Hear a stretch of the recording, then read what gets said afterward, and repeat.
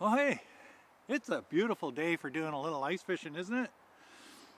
Welcome to the 4th episode of Guide Flies that I fish. The one I'm going to talk about... Dude! Oh hey pal, how's it going? Like everything's frozen, there's no activity whatsoever. Like I don't know, like this ice fishing, I don't get it. Like I was casting at these 2 beer cozies for like half an hour. Well, yeah, the water's under the ice. That's where all the fish are. They're under the ice. That's how that works. Here, use this. Get to that water under the ice. Right on. So you just drill into the ice to the water. Brilliant. Thanks, dude. No problem, man.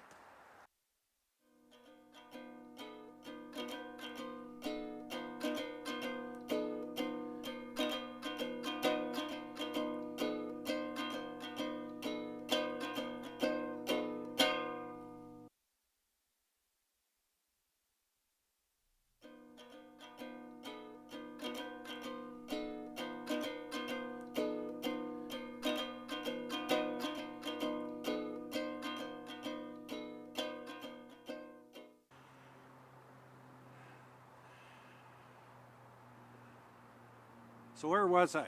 Okay. Yeah, Guide Flies, episode 4, Outcast Crayfish. That's the one that's going to be this week.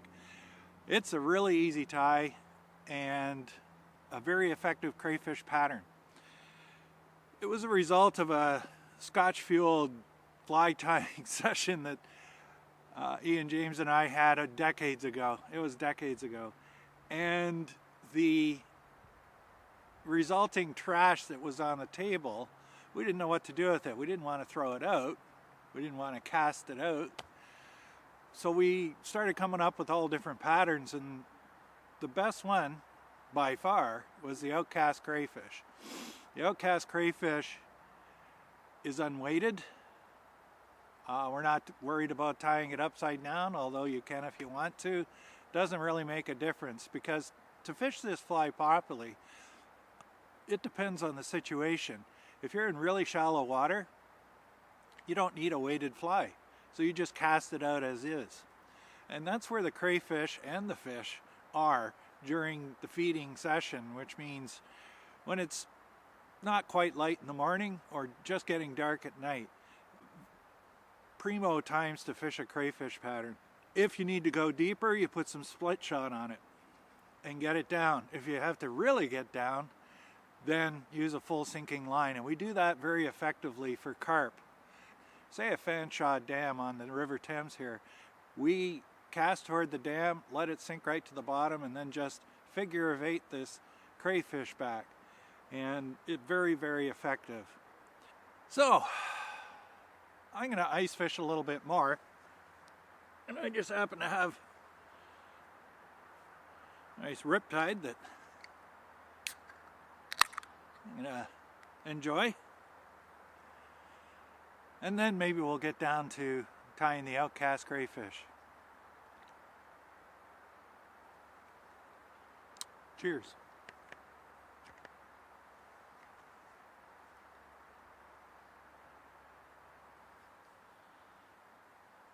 Oh, there, yeah, got it.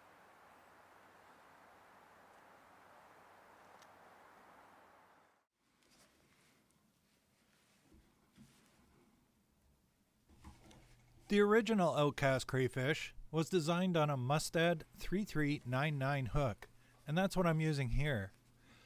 Feel free to use any heavy wire nymph or streamer hook to suit the size, purpose, and look that you might be after.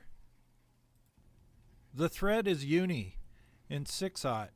This is a predominantly brown version of the fly, so I'm using tan thread.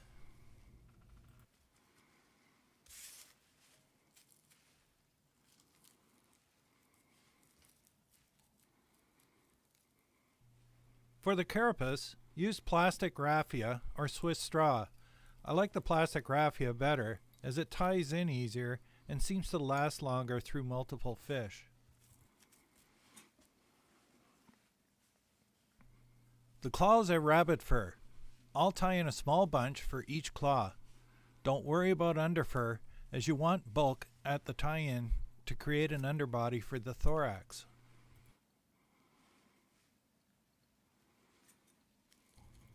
Go with about a shank length past the bend. You don't want them too short, as you can always use the pinch and tear method to adjust as you require on the river.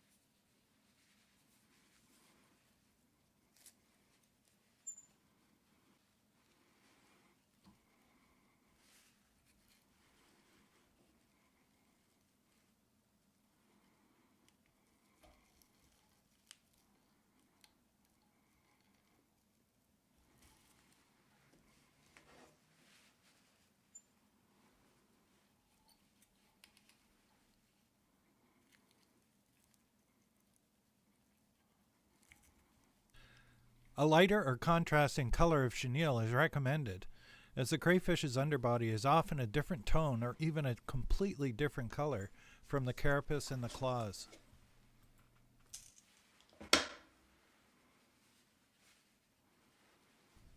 Next, you want to tie in the wire rib. For this pattern, I'm using copper, but go with the color that best suits the color of the crayfish that you're imitating. Tie it in where the thorax ends and the abdomen would begin.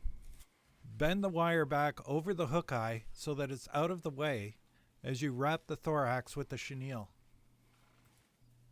Wrap the thorax in touching turns to the tie-in point for the wire. Then bend the wire back over the thorax and continue wrapping the chenille forward to the hook eye to complete the abdomen.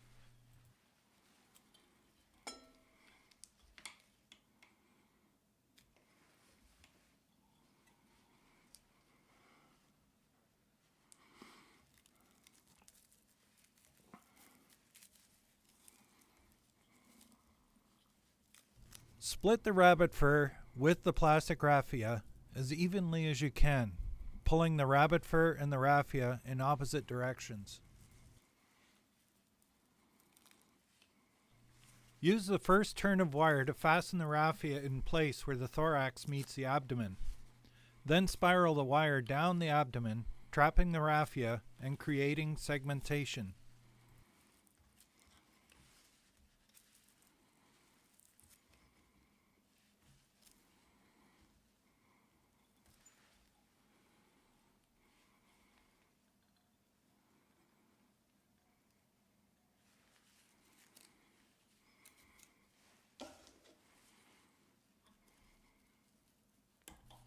Tie off the wire under the raffia, trim the tag, finish the head, and wet finish.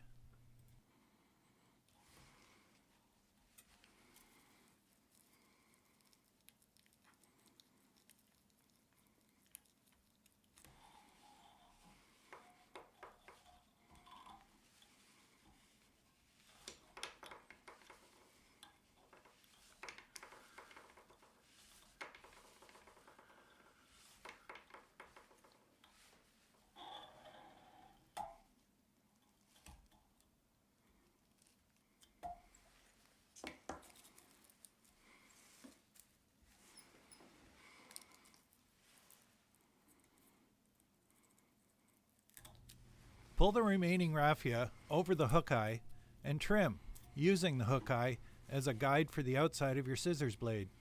This leaves a fan-shaped tail for your crayfish.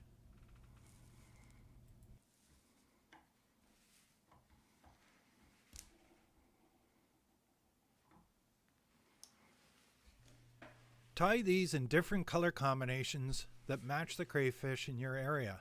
In the Thames River, I use the brown version that I just tied here, as well as small olive ones that carp seem to prefer.